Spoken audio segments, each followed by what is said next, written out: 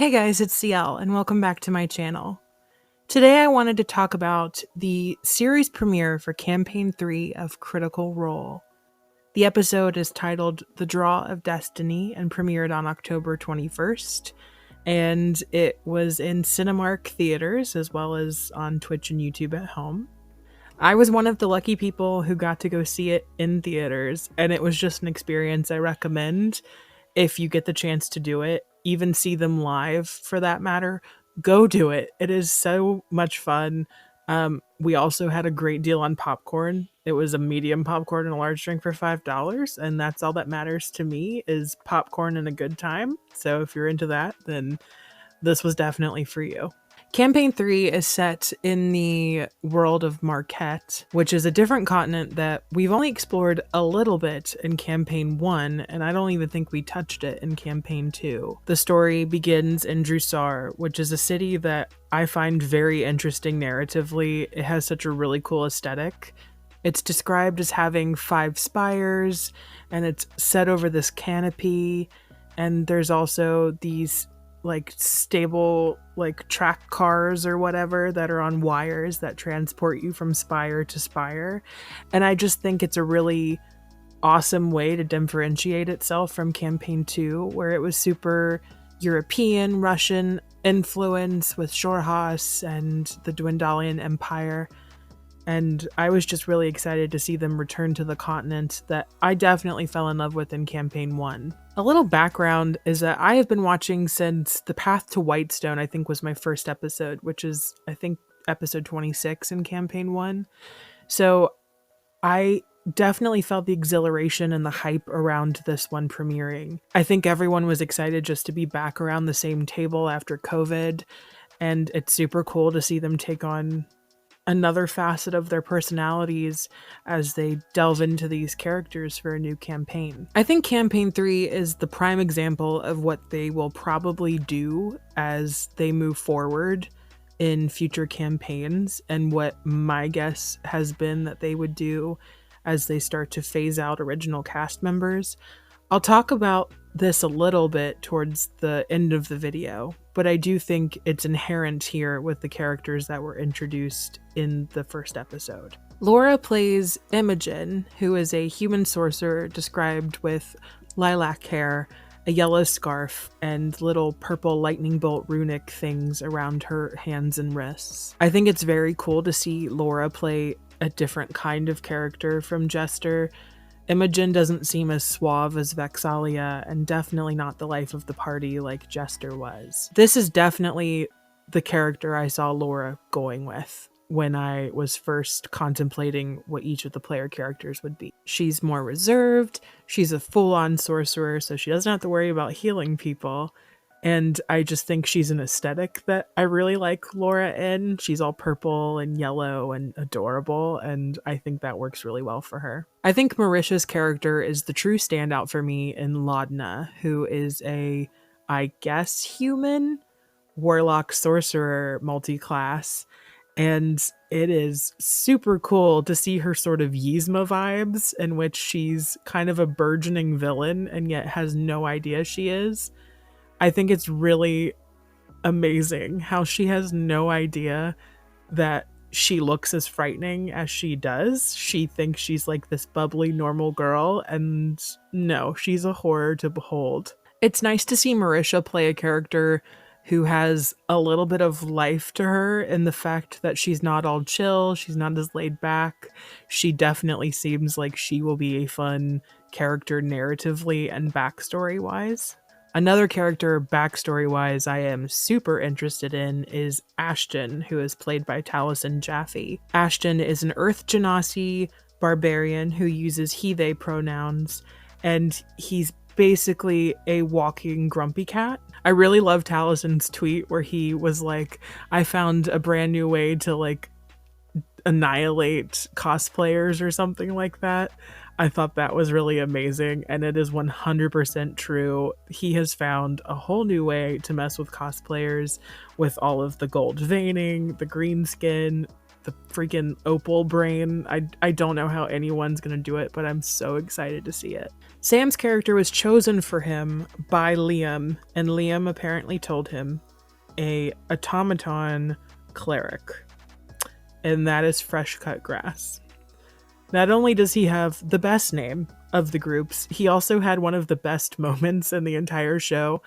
The theater rolled for a solid 5 minutes after he made the joke of how he got his name. There would be little bursts of laughter even after this, and it would send the theater into more fits of giggles. And it was definitely a heightened experience, but I loved all of these zingy one-liners and jokes that the entire cast got in. The crowd was definitely shocked when they reintroduced some of the Exandria Unlimited characters back into the fold as player characters for some of our cast. You had Robbie Daymond, who is a newcomer, playing Dorian Storm. You had Ashley playing Fern, and you also had Liam as Orym. I think Fern is the other standout for me besides Laudna, in which she's just so much fun. I think Ashley is at her peak when she's in her dry humor and she's just having a good time. There's this really amazing moment in which she is instructed not to steal anything and watch for pickpockets, and yet she pickpockets someone on the train car that they are on within the first 5 minutes of them being in Drusar. I think Orym will be a good sort of moral compass for the group. I'm very interested to see how Liam plays a ride-along character. I don't feel like Orym has a big personality, and I don't even feel like he has that deep of a backstory besides he's from the Arashari and it's just connected to Campaign 1. It's really cool to me that he's kind of taking a back seat after having two characters that were definitely at the more forefront when it comes to storylines in the first two campaigns. With Dorian Storm, I really like him. I think it's really cool how he's sort of suave and yet an embarrassment at the same time. And I will say that Robbie is my favorite character from EXU, the new cast.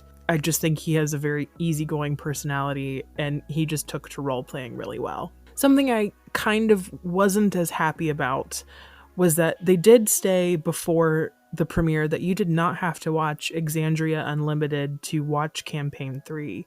However, there is a major EXU spoiler when they are introduced involving Amy Carrera's character, and I had not finished the series yet. I think I had 2 more episodes to go, so I was sort of spoiled, and that I wasn't very happy about that.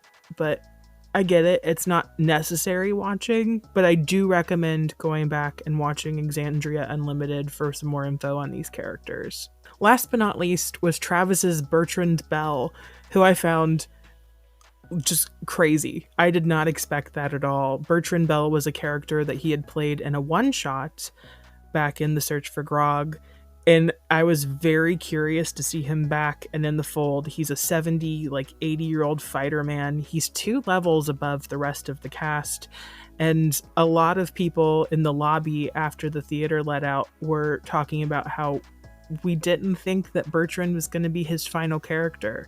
I actually have a hunch that the 2 individuals that the trio from EXU are looking for, potentially one of them is Travis in my eyes. He's very funny. He has this very comical Alzheimer's personality.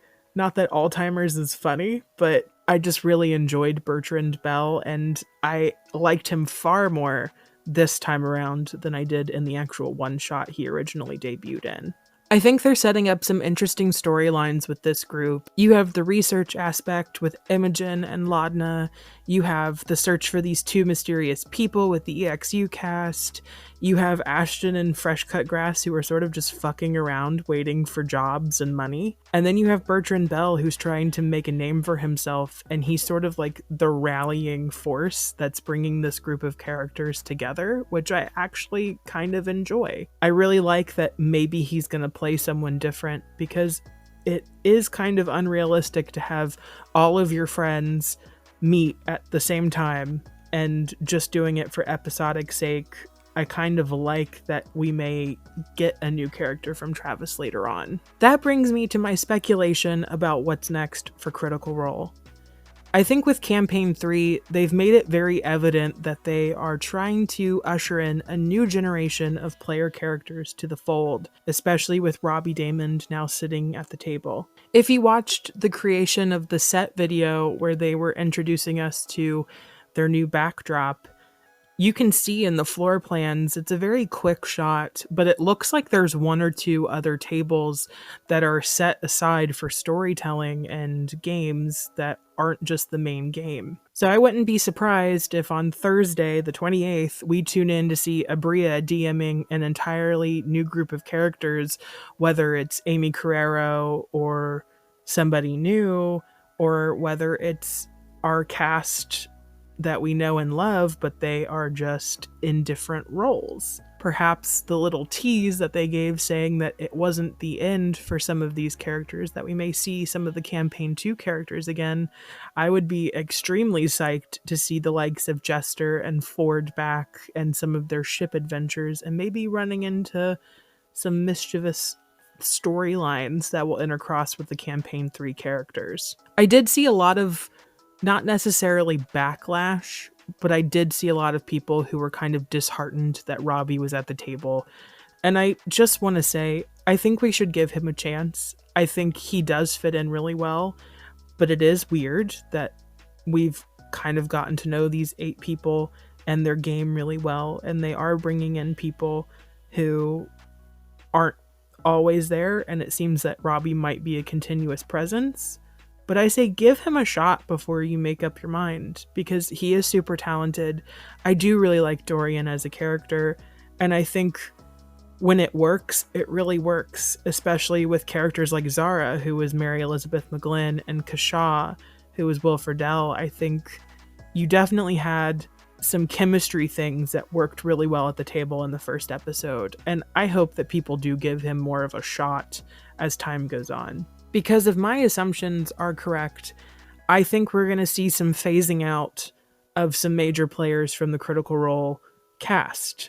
I think what they are setting up is the ability to have multiple games going on at one time, set in the same world, and you might have some of the cast members not returning, and they kind of go back to the table while the next generation takes on the show. While that saddens me that we might see some people go at the end of Campaign 3 or 4 or whenever it happens, I do see sort of an exodus coming, but I think it's for the best of Critical Role that if it wants to continue as a brand, it should change and it should have new faces. And I think what they're doing storytelling-wise is super daring right now, and not a lot of people are doing what they are doing in the industry. If you want me to review upcoming episodes for Critical Role Campaign 3, let me know in the comments below and give it a like if you did enjoy this content, and I want to hear some of your speculations as well. I have an album out, it's called Scorpio, and it would be an honor if you would go listen to it. It's on all streaming platforms,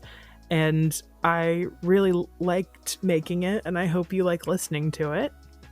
You can also subscribe to my channel for more content. Again, if you want me to make more Critical Role stuff, I also have a Taylor Swift podcast with one of my friends coming up, and we will be reviewing music and stuff like that as well. So you also may know me from a pilot podcast, and you can go see us at youtube.com/apilotpodcast, where we review TV pilots. And I really appreciate you taking the time to listen and theorize with me. And I hope you have a great rest of your day. Bye.